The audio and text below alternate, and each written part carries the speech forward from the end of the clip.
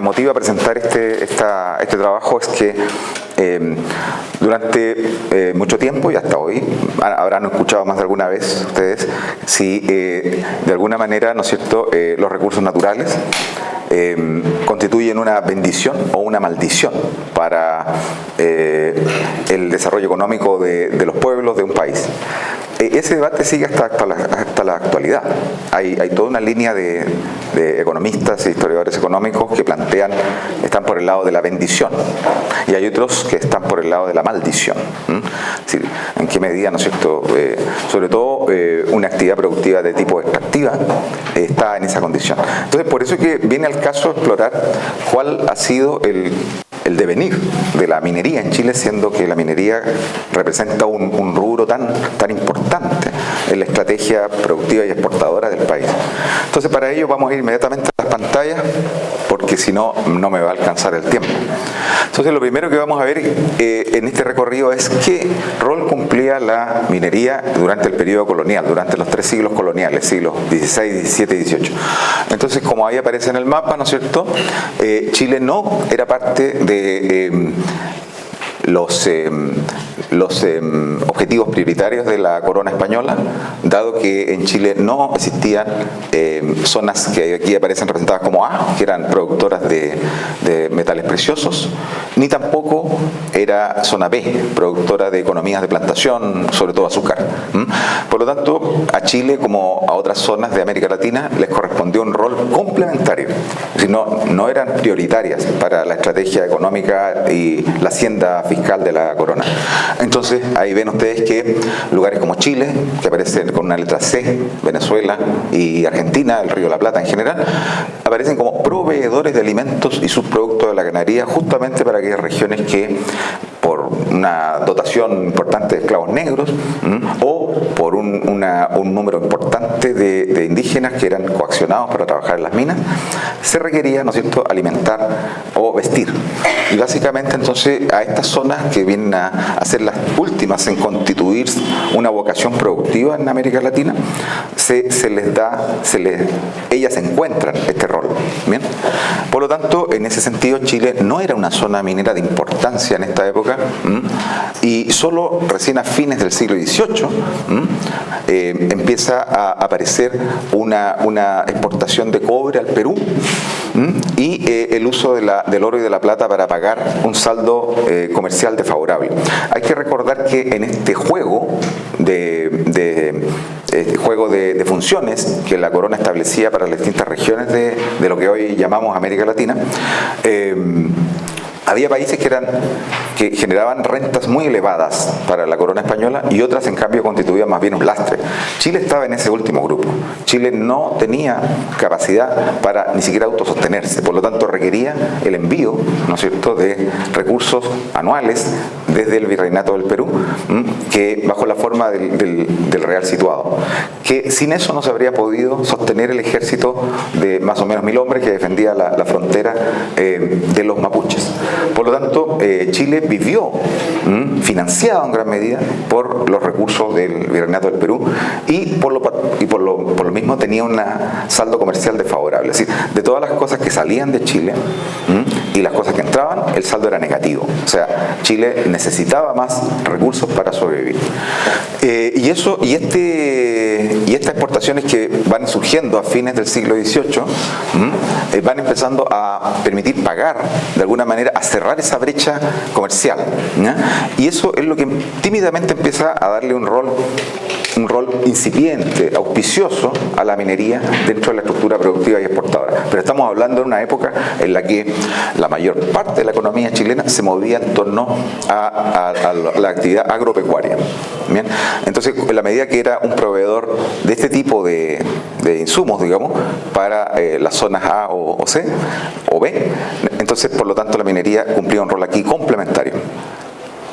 Ahora, en este gráfico puede verse que entre 1690 y 1810, de las 3 materias metálicas, ¿no?, 3 ítems metálicos en la producción minera en Chile, en una barra más oscura se ve que el oro era lo que representaba lejos, por lejos, el mayor valor. Recordemos que el oro había tenido una presencia importante el primer siglo de la conquista y luego la sublevación, las dos sublevaciones mapuche impidieron seguir trabajando los lavaderos y estos fueron abandonados. Pero en general los trabajos hoy día de José Manuel Zavala, por ejemplo, prueban que eran muchos yacimientos los que eran explotados en ese tiempo por los españoles. Ahora, a pesar de ese abandono de los yacimientos del sur debido a las sublevaciones mapuche, vemos que si lo comparamos con la plata y el cobre, en general, en términos de valor monetario, el oro estaba muy por encima de las otras dos pastas. Después vemos que la plata viene en segundo lugar y mucho más atrás el cobre. Es decir, que como esto no mide cantidad, sino que mide valor, efectivamente se ve que, a pesar de todo, era el oro el que, aún como resabio del mundo colonial, seguía cumpliendo un rol complementario dentro de esta tímida o incipiente producción minera que estaba apareciendo a fines del siglo XVIII. Ahora, ¿por qué el oro tenía ese rol? ¿No? Porque ayudaba a saldar este déficit que dijimos al comienzo que Chile tenía y que todavía se daba a fines del XVIII, es decir, en víspera de la independencia Chile tenía un déficit comercial todavía, no tenía superávit comercial con nadie, con ningún país. Ahora lo fue reduciendo y lo fue reduciendo gracias justamente a que al oro y a la plata se le fueron sumando el cobre. ¿Ya? Ahora, eso también ayudó a alentar el contrabando de metales, algo que está siendo estudiado ahora, algunas tesis, una que estoy dirigiendo, en la que el contrabando muchas veces de plata y de oro salía para pagar ese saldo comercial, y esas partidas no aparecen en las aduanas chilenas, pero sí aparecen en las aduanas norteamericanas o inglesas o francesas. Entonces eso está demostrando que era más lo que se producía que lo que se declaraba aquí en las aduanas chilenas. Y por último, este oro y plata empezó a liberar, ¿no es cierto?, un conjunto de monedas acuñadas que permitieron ir llenando un enorme vacío de circulante. Habían quejas de que faltaba circulante y por lo tanto esta producción de oro y plata sobre todo vino a llenar eso. Ahora, a pesar de todo, todavía lo que vemos, si ustedes se fijan, es una atadura que impide que la minería chilena se desarrolle en todas sus posibilidades, porque en el fondo todavía responde a los roles que le daba la corona española. Por lo tanto, estamos todavía, ¿no es cierto?, viendo que Chile no logra aprovechar todas las ventajas competitivas, ni absolutas ni relativas, de la minería, porque en el fondo está sujeta a una serie de contratos o de normas que son las de el monopolio comercial que todavía quedaba algo a fines del siglo XVIII. Entonces, en la medida que solamente Chile se independice, ahí van a empezar a poder recién apreciarse las posibilidades que tiene la producción minera en toda su gama para poder exportar a distintos puntos del planeta. Y esto es lo que va a empezar a ocurrir a pesar de todo lentamente. Por ejemplo, en el libro que ahora ha sacado Manuel Llorca con Juan José Martínez aparece esta estadística que es muy interesante y que muestra que efectivamente, a pesar de que todavía Chile no se independizaba, ya la corona española empezó a alentar justamente para resolver este déficit comercial, para poder suplir la falta de circulante, etcétera. Empezaron a alentar la localización de mestizos pobres, sobre todo en la zona que hoy llamamos Norte Chico, para justamente explotar y desarrollar ingenios mineros que permitieran ir elevando este oro y esta plata que veíamos que era importante cada vez más. Y eso también permitió hacer los primeros aprendizajes de formas de crédito, se le llamaba habilitación en esa época, y así todo el cobre chileno todavía representaba muy poco de la producción mundial, pero ya era mucho más importante de lo que había sido antes. O sea, la minería ya empezaba a destacar como actor relevante, pero todavía muy por detrás de la producción agropecuaria. O sea, todavía podríamos decir que Chile era un país agrícola. Ahora, en esta gráfica lo que se ve, y que es muy interesante, es cómo los distritos mineros, que empezaron a ser poblados por estos mestizos pobres que se trasladaron desde la zona central, básicamente, empezaron a elevar su población. Y se ve claramente que en vísperas de la independencia, la cantidad de población que había en esta zona se había más que duplicado, casi triplicado. otro elemento y aquí entonces cuando ya irrumpe la independencia. Entonces la independencia sorprende al país, sorprende a nuestra economía, en un momento en que se están dando varias dinámicas muy favorables, que fueron, podríamos decir, azarosas, no fueron fruto de nuestro mérito, de nuestro trabajo, se dieron por sí solas, pero dejaron en muy buen pie a la minería para poder, ahora que teníamos independencia, soberanía para tomar decisiones, de comerciar con quien quisiéramos y exportar lo que quisiéramos, primera vez que teníamos esa posibilidad, ahora, ¿no es cierto?, entonces también existía la posibilidad de aprovechar esta instancia. Ahora, esta instancia se le llama una mejora en los términos de intercambio. Ahora, ¿por qué se produce esta mejora en los términos de intercambio que está medida ahí, ¿no? Esto se mide en relación, es un ratio, es una relación entre los precios de los productos que se exportan hacia el exterior y los precios de los productos que se importan. Cada vez que el cociente es mayor a 0, digamos, una cifra positiva, estamos en presencia de una situación favorable, es decir, los precios de los productos que nosotros exportamos están subiendo más que los precios de los productos que nosotros importamos, y eso nos conviene. Ahora, ¿por qué sucedió eso en el siglo XIX apenas nos independizamos? Porque básicamente, ¿no es cierto?, como vamos a ver más ahora, ocurrieron fenómenos de oferta y de demanda a escala mundial que permitieron, ¿no es cierto?, que los precios de los productos industriales que nosotros importábamos necesariamente empezaron a no subir tanto de precio o incluso algunos a bajar de precio.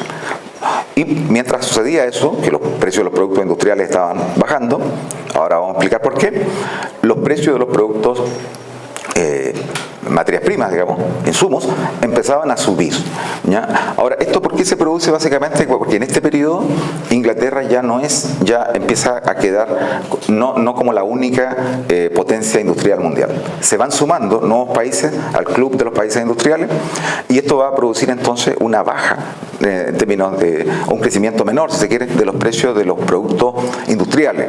Por ejemplo, ¿qué tipo de productos industriales cayeron de precio en esta época o no subieron mucho? Los textiles. Los textiles ya no tenían esa pendiente tan marcada ¿no es cierto?, de precio. Las máquinas de vapor, por ejemplo, que se importaban ya a América Latina a comienzos del siglo XIX, molinos, por ejemplo, para moler harina, o sea, para moler trigo, todo eso se importaba. Y esos precios están bajando. Y en la medida que más países se suman al auge industrial en el mundo y hacen su proceso de industrialización, entonces ¿qué demandaban? Lo que ocurre siempre que un país grande se industrializa, necesita más materias primas. Y los productos que más se necesitan son alimentos, básicamente, energía y también minerales, y sobre todo minerales metálicos, como el caso del cobre. Entonces, en este caso, lo que está ocurriendo es una demanda muy fuerte de metales, minerales metálicos, no precioso ahora, ya es cobre. ¿Se fija? Entonces, cambiamos el eje de oro-plata, lo pasamos al cobre, que no es un mineral precioso, pero sí un mineral metálico. Y lo otro que hizo bajar mucho, incentivó mucho la producción minera en ese tiempo y las exportaciones mineras de Chile, fue una caída cada vez mayor de los costos de transporte. Entonces ahí tenemos una estadística, por ejemplo, de lo que costaba, ¿no es cierto?, la disminución que hubo entre 1850 y 1913 en términos de los fletes navieros, lo que cobraban por transportar carga los buques que navegaban los océanos, cruzaban los océanos. Y eso se debe básicamente a dos cosas. Una, porque el tamaño de los buques aumenta, sobre todo la eslora, es decir, la longitud, y la capacidad de carga de su bodega. Entonces pasa de 4,5 millones de toneladas en 1800, ya hacia 1850 se ha prácticamente, ¿no es cierto?, triplicado, está en 14,6 millones de toneladas, y hacia 1900 la cifra es impresionante, son 171 millones de toneladas las que son posibles de cargar con la flota naviera mundial. Bien, por lo tanto, la caída de los costos de transporte, sobre todo el transporte marítimo, viabilizó muchos productos que antes no convenía exportar. Voy a ponerlo de esta manera.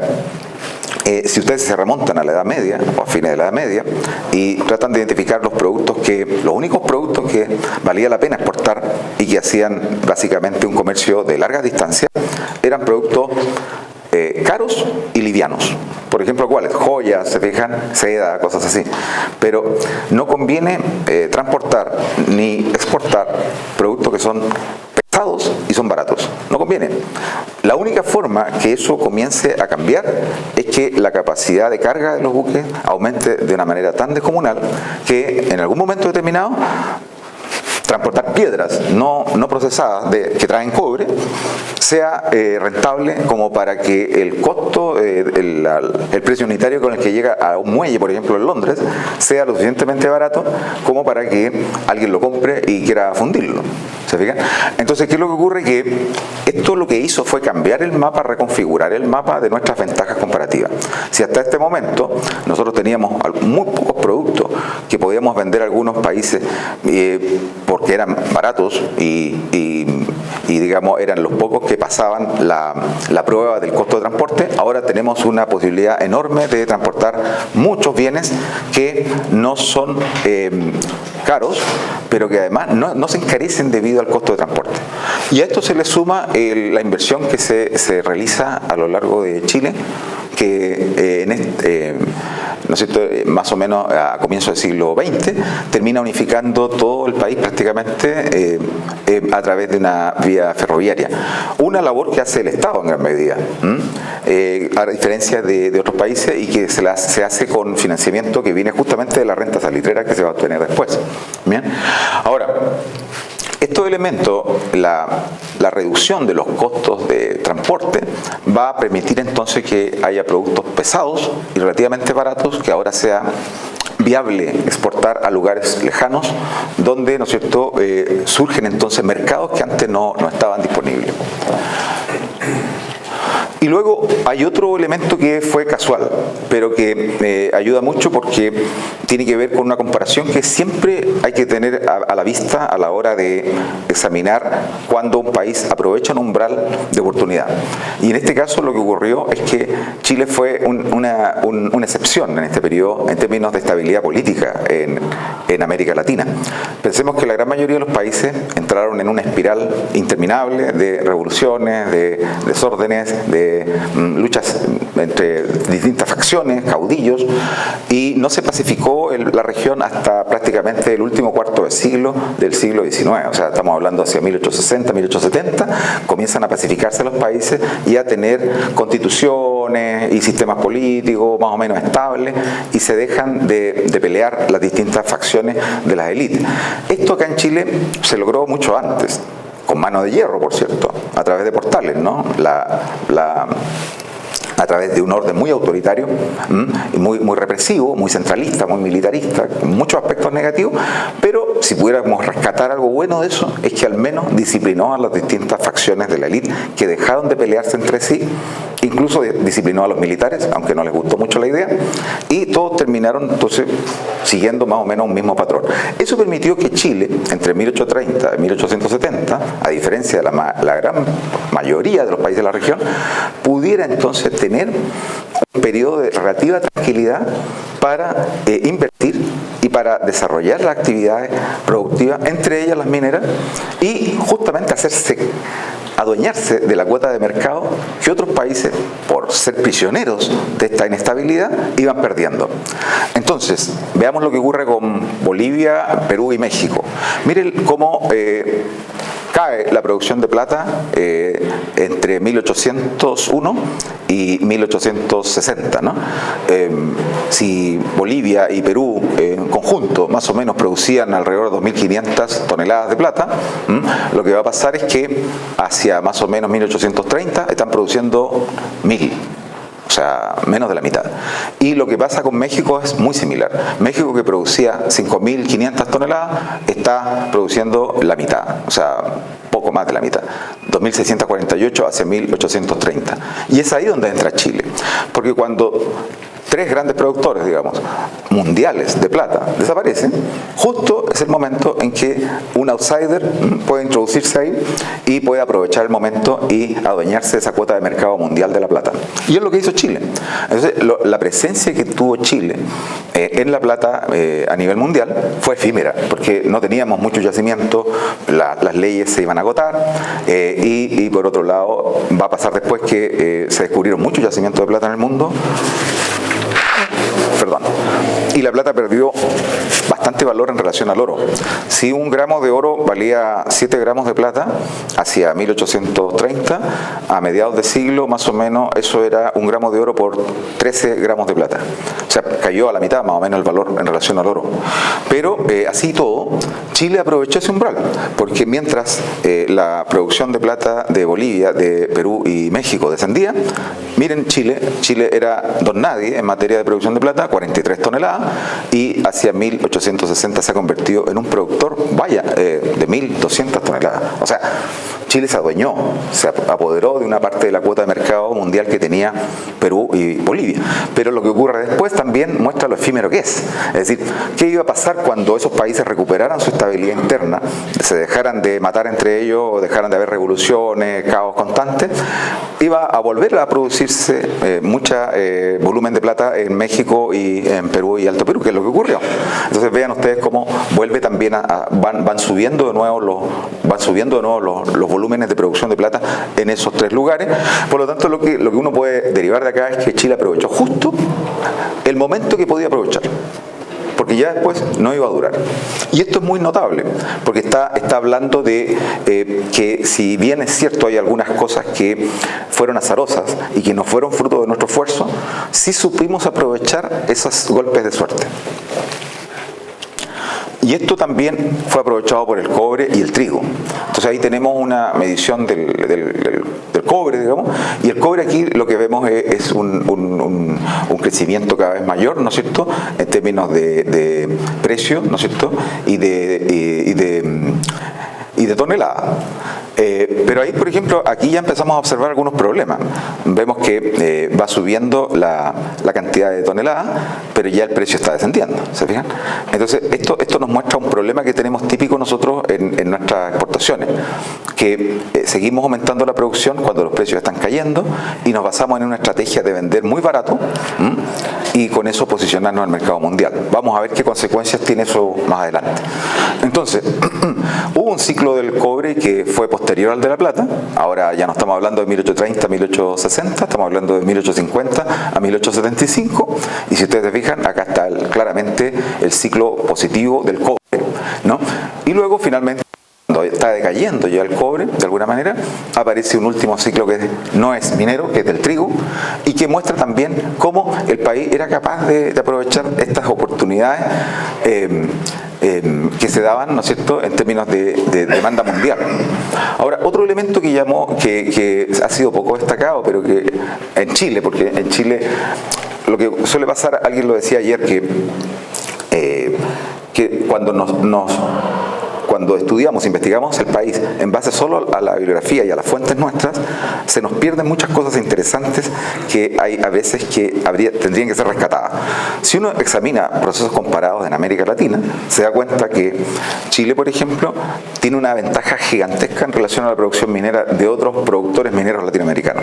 Y es que la distancia que media entre los centros de producción, los yacimientos, y el centro de embarque, el punto de embarque, es muy corta.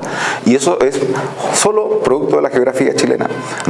O sea, si en algunos países se burlan de nosotros porque decimos que nos estamos cayendo al mar, nos estamos aferrando a la cordillera para no caernos, bueno, eso es súper bueno en términos de costo de transporte, como vimos, y favorece mucho, ¿no es cierto?, la producción minera, porque es complicado. Por ejemplo, imaginen la producción minera de Argentina. Argentina tiene mucha minería y muy buenos yacimientos, pero ¿cuál es la dificultad que tiene? De los centros de producción que están al norte, sacar esa producción y llevarla al sur es carísimo. Algo de eso ocurre también en México y en otros países, para que hablar Colombia, donde la cordillera se divide y tiene unas dimensiones increíbles. Entonces, todo lo geográfico a veces dificulta mucho. Entonces, eso también favoreció mucho a tanto, ¿no es cierto?, a la plata como al cobre. Y eso también explica por qué los primeros líneas de ferrovía que se construyeron en Chile fueron todas transversales. Iban desde el interior a la costa, como ocurrió en Copiapó y con muchos otros proyectos que se fueron levantando, primero privados. Y que lo que va a hacer el Estado básicamente va a unificar esos proyectos, los va a unificar, pero a través de una línea longitudinal que va de norte a sur, ¿no? Y que va a llegar a Puerto Montt ya a comienzos del siglo XX. Otro error que no se cometió, que se pudo haber cometido, menos mal que no se cometió, estoy viéndolo desde el 2023, es no haberle aplicado un impuesto excesivo a las exportaciones mineras. Si esto se hubiera hecho, no habríamos tenido ni ciclo de plata, ni de cobre, ni de salitre. Afortunadamente, en ese tiempo, por lo menos en el periodo que va de 1810 a 1880, digamos, en general, si ustedes se fijan en esta imagen que muestra la estructura tributaria de Chile entre 1810 y 2000, ¿ya? Lo que está en verde son tributos indirectos externos, básicamente el comercio exterior. Y entonces eso significa que toda esa mancha verde que se ve aquí en este periodo es producto de que la mayor parte de la recaudación fiscal proviene de impuestos a las importaciones. No se cobraba impuestos a las exportaciones. Y eso era muy importante porque no se encarecían las exportaciones. Y por otro lado, a los productores les favorecían. Entonces los productores mineros, ¿por qué se van a multiplicar tanto en el siglo XIX? Porque no se les va a cobrar por exportar en este momento, por lo menos. Eso va a empezar a aplicarse después ya con el salitre, ¿bien? Después de 1880. Y como ven ustedes, aquí sí que aparecen impuestos directos, digamos, de producción, o sea, se empiezan a cobrar también al comercio, pero ahora también a las importaciones. Entonces, esa estructura tributaria alentó las exportaciones mineras y permitió su desarrollo. Si a alguien se le hubiera ocurrido la mala idea, por ejemplo, entre 1830 y 1870 de poner un royalty, como después se puso al salitre del 30%, probablemente no habríamos tenido una explosión exportadora basada en la plata y el cobre. ¿Sabía? Entonces, eso es súper importante analizarlo y hay que dando vuelta porque es un elemento constante de la historia de la minería en Chile.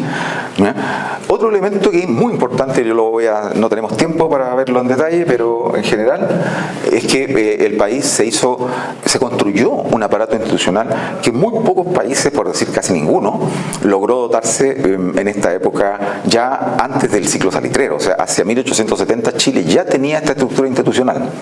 Y entre ellas están leyes que limitaron el campo de acción del Estado, instituciones que redujeron el grado de discrecionalidad en la recaudación y manejo de los recursos, garantías de cumplimiento de los contratos, muchos mecanismos para pulir y para evaluar la eficiencia de la burocracia, la estatal, y por otro lado, mucha rendición de cuentas y controles cruzados entre los órganos de la administración pública. Eso hace que, aunque nos quejamos y todo, nos seguimos quejando hasta hoy con los casos de corrupción que aparecen, pero así todo, lo de Chile es un juego de niños comparado con las formas mucho más brutales de corrupción que uno puede observar en la mayor parte de la región.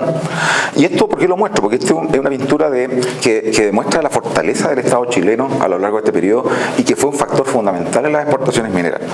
Porque este muelle que ustedes ven aquí en madera, muy bonito y con todos estos edificios, desapareció prácticamente todo con el bombardeo de la flota española del año 1866, cuando Chile entró en guerra con España. Y sin embargo, a pesar de que casi todo esto fue destruido, van a ver ustedes que no pasan ni siquiera 10 años, más o menos, y en víspera de la guerra del Pacífico van a ver una fotografía de esto. Y van a ver que todo eso fue cambiado por nuevos edificios y una nueva costanera ahora embaldosada y ya no de madera. ¿Cómo lo logró Chile en tan poco tiempo? Vaya, es un logro notable. Y eso indica entonces la fortaleza que está adquiriendo el Estado como conductor de todo este proceso.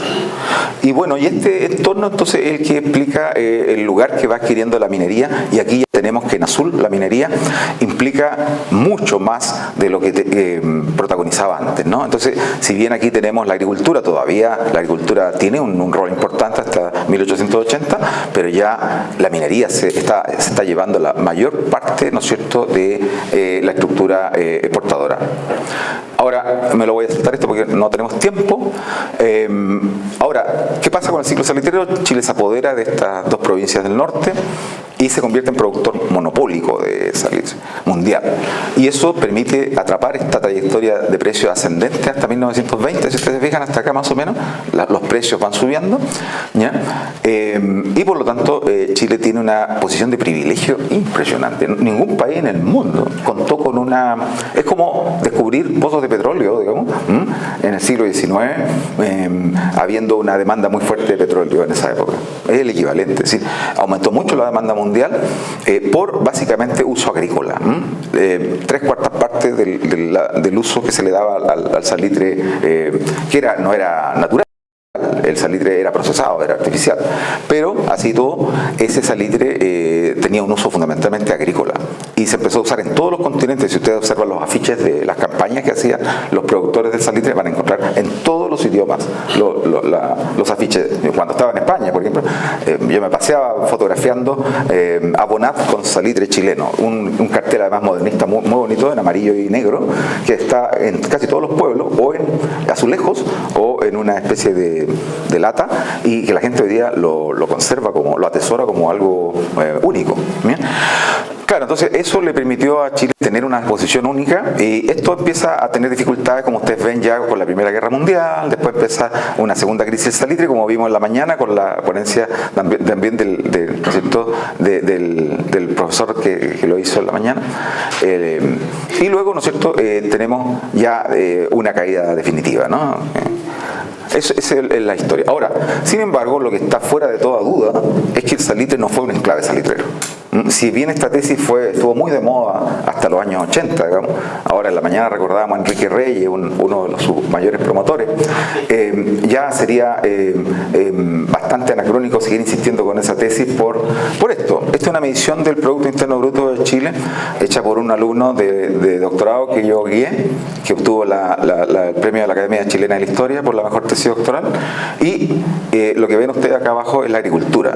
Entonces, vean la composición de la agricultura entre 1840 y 1940, 1860 y 1940. Entonces, lo que se ve es que al calor del salitre, que está representado en la línea ploma de la minería, ¿ya?, que es la tercera, digamos, esta que está acá, va de abajo hacia arriba, lo que tenemos es en amarillo cómo se desarrolla la industria manufacturera, cómo se desarrolla el comercio, cómo se desarrolla la construcción en verde, cómo se desarrollan todos los servicios gubernamentales, financieros, transporte, comunicaciones, electricidad, gas y agua, es decir, todos los sectores aprovecharon el impulso que daba la locomotora del salitre para desarrollarse. Por lo tanto, no se puede seguir insistiendo que el salitre no dejó nada. Eso es absurdo.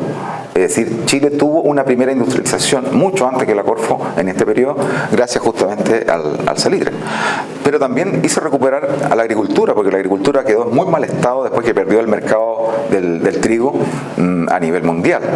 Entonces, efectivamente, el salitre motorizó a toda la economía nacional y generó eslabonamientos productivos entre ellos. Y luego el problema, sí, el error, y acá está el error, es que esto generó una tendencia que todavía persigue a muchos países latinoamericanos, de crear una mala costumbre de considerar que los ingresos del salitre son permanentes. Entonces lo que pasó es que el salitre empezó a ocupar una participación cada vez mayor en las exportaciones, pero también, en rojo, en la recaudación tributaria. Y esto es peligroso, porque si el 50% de tu recaudación fiscal como Estado depende del salitre, ¿qué va a pasar cuando el salitre ya no esté? Entonces, este fue un error que se cometió, no se aprendió en su momento, ahora lo hemos aprendido hace los últimos 30 años, pero ha costado mucho, y esto es lo que también generó otro error que hay que tratar de evitarlo. Una holgura fiscal no solamente te genera una contabilidad aparente, sino que también te genera una propensión a gastar más de lo que debes. Entonces aquí lo que tenemos es el ingreso en azul, el ingreso fiscal, y el gasto fiscal en rojo.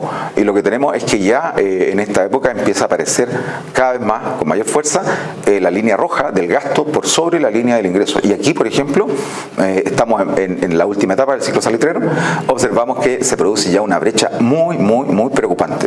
Claro, entonces esto significa que hay un déficit fiscal. Y este déficit fiscal obliga entonces a que el Estado tenga que cubrir con algo el presupuesto, porque si hay déficit, ¿cómo se rellena? Hay dos fórmulas básicamente: crédito, endeudarse, pedir plata al exterior, y la otra es fabricar billetes, sobre todo si está fuera de un patrón como el patrón oro, que era un patrón que te impedía fabricar billetes saliéndote de la equivalencia al oro. Pero como Chile abandonó el patrón oro del año 78, se largó a fabricar billetes como enfermo, y por lo tanto ya empezó a tener inflaciones cada vez mayores a comienzos del siglo XX, que son las que hacen caer los salarios que yo estudié después. Entonces, y ahí tenemos entonces los precios. Por lo demás, empezamos a tener problemas típicos de un país que no sabe administrar su política fiscal y monetaria. Por un lado, gasto excesivo, déficit fiscal, y por otro lado, inflación. Y eso nos está probando que la prosperidad de la minería motorizada por el salitre generó comportamientos que no eran lo más adecuados. Y por otro lado, ¿qué es lo que empezó a suceder? Ya ustedes lo pueden ver. Los precios del salitre empezaron a tener caídas cada vez mayores, episódicas, y sin embargo, mientras más caían los precios, y aquí se ve, ¿ya?, aumentaba, ¿no es cierto?, la cantidad de trabajadores empleados. Lo que les está indicando entonces que ya la actividad cada vez tenía menor productividad. Esto, si lo medimos como producción dividido por número de trabajadores, apunta a que las oficinas salitreras ya estaban perdiendo productividad en términos de, ¿no es cierto?, toneladas por trabajador desde aquí. Hacia 1900 ya estaban perdiendo productividad. O sea, la caída de la productividad era brutal. Ahora, ¿qué es lo que hace que los empresarios y los dueños de las salitreras multipliquen el número de oficinas, como en la mañana decía el colega que vio esto también, ¿no? Y por otro lado, que multiplique el número de trabajadores, luego que los expulsa durante el periodo, vuelve a recontratar a una gran cantidad de ellos? Es porque el incentivo es que los salarios son cada vez más reducidos, fruto de que justamente la inflación se está comiendo. Se llegó a comer hasta 2/3 del salario salitrero. Según mis mediciones, el salario de un pampino, digamos, trabajador salitrero era de 12 pesos, digamos, hacia 1904, y era de 4 pesos hacia 1908. Fue brutal la caída. Una inflación que se acumuló muy fuerte en esos años, durante una emisión muy fuerte que se hizo, una emisión monetaria, y eso, claro, estimulaba a los empresarios a contratar muchos trabajadores baratos, a costo de cada vez ¿no es cierto?, más reducido. Por otro lado, el Estado, en la medida que empezó a cobrar un impuesto creciente a la exportación, aquí aparece el error que no vimos antes, aparece acá. Empezó a cobrar un impuesto a la exportación. Claro, porque el Estado quería gastar y quería construir ferrocarriles y quería construir escuelas, y eso era muy bueno, y lo hizo Balmaceda y lo hicieron todos los gobiernos de ese periodo. Pero lo malo es que se empezó a endeudar Chile cada vez más, y por otro lado a emitir más dinero ahora que no había control. Entonces empezó a caer en conductas fiscales y monetarias irresponsables, como las que han llevado a Argentina a lo que ha ocurrido en la última fin de semana. Décadas de comportamiento fiscal y monetario irresponsable llevan a eso, al activo. Entonces, ¿qué es lo que empezó a pasar? Un relajo fiscal gigantesco, y el déficit se fue aumentando a partir de 1870, la producción fue cayendo, la productividad, perdón, y los salarios reales ahí están. O sea, lo que les contaba, 12 pesos el salario de un jornalero pampino hacia 1904, 4 pesos hacia 1918 más o menos. O sea, cayó 1/3. Y esto es lo que explica la baratura.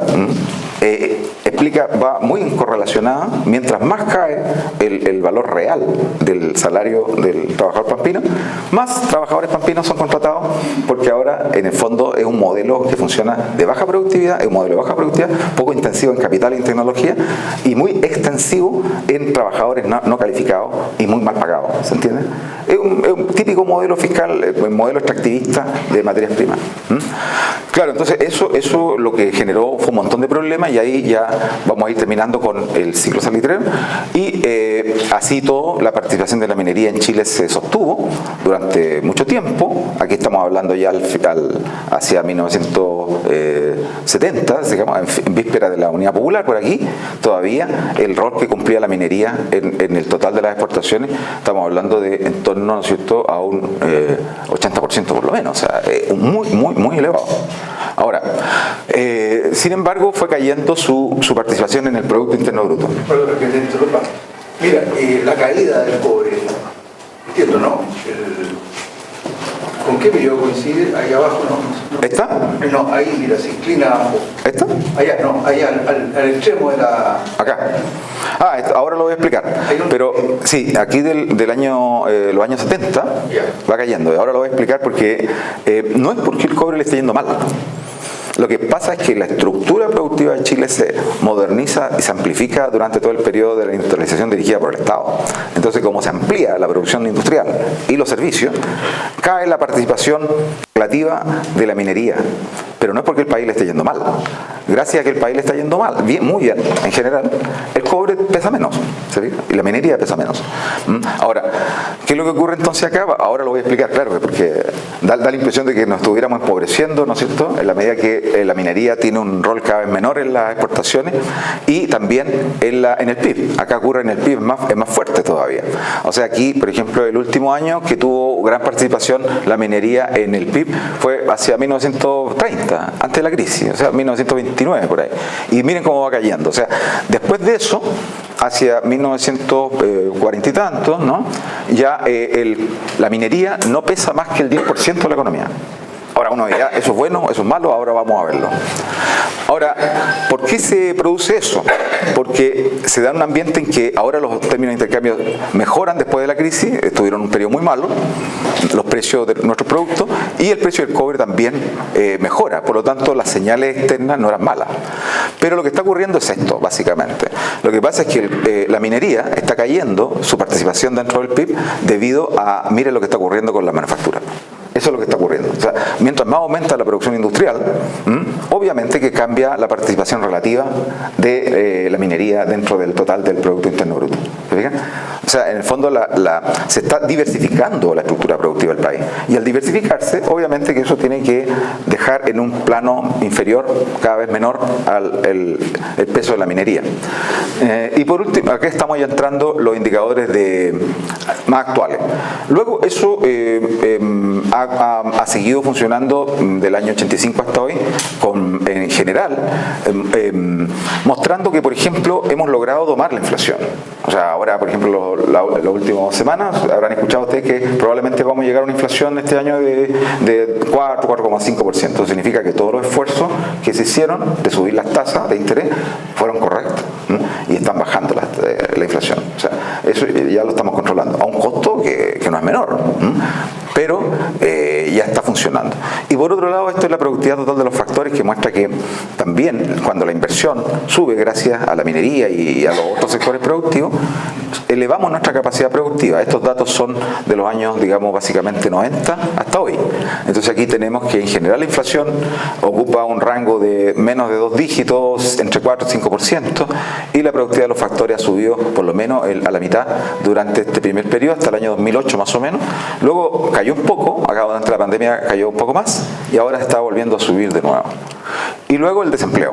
Si vemos los datos de desempleo del 91 al 21, lo que observamos es que si comparamos con otros países como Argentina, por ejemplo, o el promedio de Latinoamérica y el Caribe, ¿ya?, Chile tiene cifras de desempleo muy conveniente, digamos, o por lo menos mucho más aceptable, digamos, menores del 10%.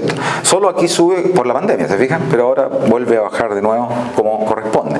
Y lo otro es que observamos en los últimos años, viendo el rol de la minería, ¿no?, que Chile, gracias al rol de la minería precisamente, ha logrado darle sostenibilidad a su crecimiento.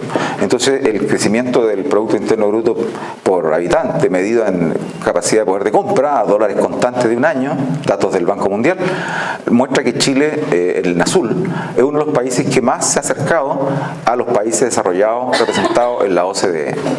O sea, de América Latina es el único país que tiende a mostrar una pendiente que se va acercando a los países de la OCDE, cosa que no ocurre con el promedio de los países de América Latina, ¿no? Y por otro lado, lo que vemos es que si bien las crisis que han habido en los últimos, digamos, 20 años o 30 años nos han pegado, nunca nos han pegado tanto como le han pegado al conjunto de la región. O sea, por ejemplo, aquí la crisis tequila casi no nos tocó.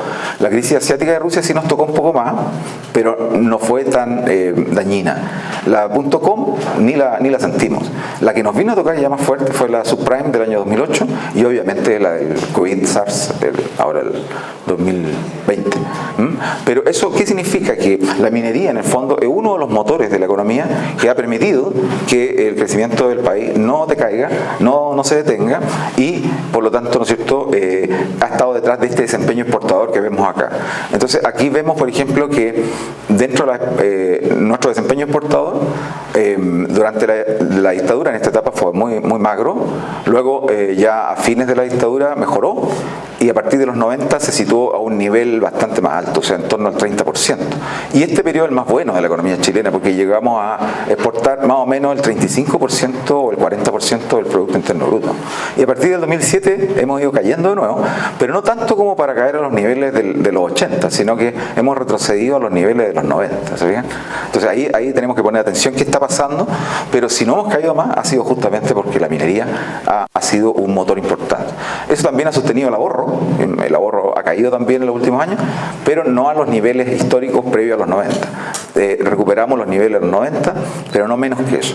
Y la inversión, la formación bruta de capital, también ha caído un poco, pero tampoco a los niveles previos a 1990, o sea que donde la inversión era muy baja. Ahí vamos los últimos datos ya de la minería entre el 2003 y el 2016 y observamos que en general la participación de la minería en el Producto Interno Bruto ha ido cayendo cada vez más. Este año, el 2016, el último, era de 7,8, o sea, ya ni siquiera llegaba al 10. Y aún así, la economía iba de viento en popa, ¿se fijan? ¿Por qué? Porque hay otros sectores productivos que ahora también tienen algo que decir. Y por otro lado, el promedio fue de 13,5. Y aquí con esto ya termino y eso yo lo dejo ahí para conversar y para debatir y son los problemas que uno podría derivar que la minería chilena ha podido resolver a lo largo de estos siglos de existencia, ¿no? Por un lado, los problemas que ha aprendido a resolver, vamos a observarlo. Es notorio que Chile ha logrado a lo largo de su vida republicana obtener esa estabilidad institucional y una previsibilidad jurídica que permite que las actividades como la minería puedan desarrollarse en calma y con confianza, dado que son inversiones de muy largo plazo y requieren una tranquilidad enorme. Por otro lado, también esto echa por tierra aquellas lecturas que dicen que el Estado no tiene nada que hacer en este cuento. Lo que nos dice la historia es que si la minería ha sido un motor importante de la economía chilena, ha sido precisamente gracias al rol jugado por el Estado. Y el Estado ha cumplido un rol muy astuto, impulsando las exportaciones mineras a través de infraestructura, bajos costes de transacción, soporte político y una serie de cosas. Ahora, estos aprendizajes podríamos decir que lo hicimos a lo largo del siglo XIX y hasta comienzos del siglo XX. Pero esto otro lo logramos en los últimos 30 años. Son muy recientes, porque hasta si nos vamos de 1990 hacia atrás, estos logros no los teníamos. Entonces, ¿qué es lo que hemos agregado en los últimos 30 años? Hemos logrado sostener un entorno macroeconómico estable y favorable en lo fiscal y lo monetario. Ya no tenemos déficit fiscal, esos déficits que veíamos antes prácticamente no existen, y si se dan, se resuelven muy rápido. Es el de este año, el próximo año, Marcel dice que ya casi no va a existir. Y por otro lado, inflación, como dijimos ya, la inflación ya no es algo que nos atemorice y nos lleve a comprar dólares como enfermos, como ocurre en el país vecino. Por otro lado, hemos logrado ir generando un esquema tributario razonable, porque si por un lado necesitamos cobrar royalty y necesitamos cobrar impuestos a la actividad minera, también sabemos que no podemos matar esa máquina de exportadora que es tan importante. Entonces también sabemos que nos tenemos que mover dentro de un rango razonable. Y por otro lado, ¿no es cierto?, hemos ido generando un mayor vínculo entre la educación formal, que antes no tenía casi ningún vínculo. Estoy dirigiendo una tesis que muestra que a comienzos del siglo XX, las tesis que se hacían en la Universidad de Chile, que eran como 50, sobre salitre de cobre, ningún productor de cobre ni de salitre la tomó en cuenta nunca. O sea, totalmente vinculado. Pero hoy observamos que lo que está haciendo la universidad, y no solo la Universidad de Chile, sino que todas las universidades en el país, sí está teniendo más impacto, digamos, en la modernización de las empresas y en este caso en las mineras, sin duda. Y por otro lado, también hemos visto que la minería sí puede servir de locomotora para enganchar a todos los carros que vienen detrás. Puede motorizar a todo el conjunto de la economía. No tiene por qué ser un enclave. ¿Qué es lo que no hemos podido resolver? Lo que no hemos podido resolver es cómo evitamos que estos aprendizajes que están acá se reviertan nada lo garantiza, porque si hay una fiebre, digamos, de populismo y de la gente quiere gastarlo todo y qué sé yo, y los gobiernos se vuelven locos y la escena política se enloquece, lo que podría pasar es que todos estos avances se puedan revertir.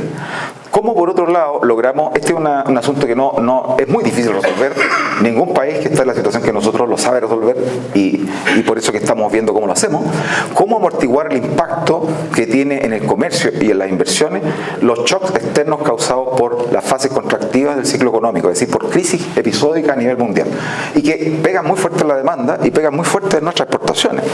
No tenemos control de lo que ocurra en otros países, la capacidad de compra de otros países nosotros no está bajo nuestro control, pero ahí lo que podemos articular son mecanismos de estabilización que estamos empezando a buscar la forma como evitar que eso impacte. Por ejemplo, el Fondo de Estabilización que se creó en los años 2000 más o menos, que creó Marcel y Eizaguirre, un fondo de estabilización que llegó a tener más de 30.000 millones de dólares, estaba pensado para eso, para amortiguar el impacto.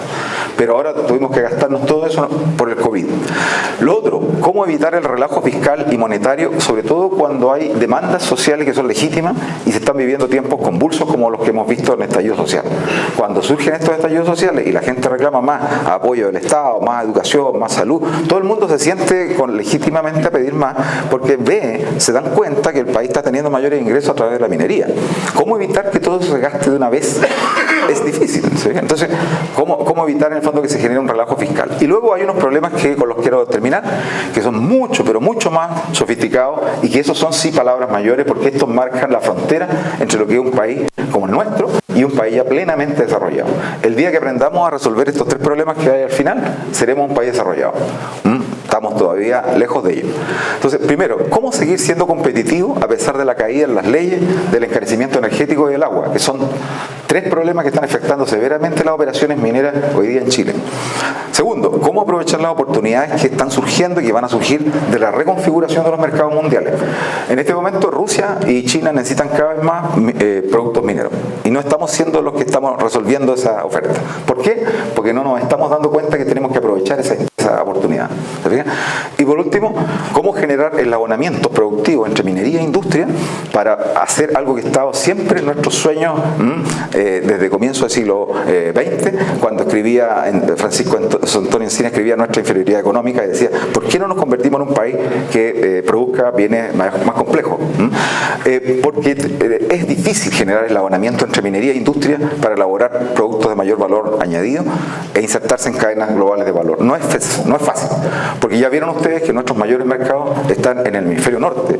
Los mayores compradores de nuestros productos están en la otra mitad del mundo que está al norte del planeta. Y tenemos que recorrer unas distancias gigantescas y por eso que los costos nos generan una desigualdad frente a otros productores que, por ejemplo, están mucho más cerca de esos mercados. Estamos hablando de Australia, por ejemplo, que exporta productos mineros a China, pero está mucho más cerca que nosotros. Nueva Zelanda, lo mismo y así. Bueno, entonces, y por otro lado, ¿cómo insertarnos en cadenas globales de valor? Es decir, que un producto que va siendo construido a partir del aporte de varias economías, de varios países, nosotros contribuir con una parte de alguna de esas fases productivas. Por ejemplo, un superconductor, un chip, algo por el estilo. Pero claro, ahora estamos hablando de crear una fábrica de litio, ¿no? De una empresa china en Tocopilla, creo, entiendo que es, ¿no? Mejillón. Entonces, claro, si eso se consigue y se va en esa dirección, vamos a entrar en esta cadena, vamos a entrar en una de las cadenas globales de valor, pero hay que entrar en todas. Así que esos son, yo diría, los desafíos y creo que con eso he cumplido, aunque me he pasado bastante. Pero muchas gracias.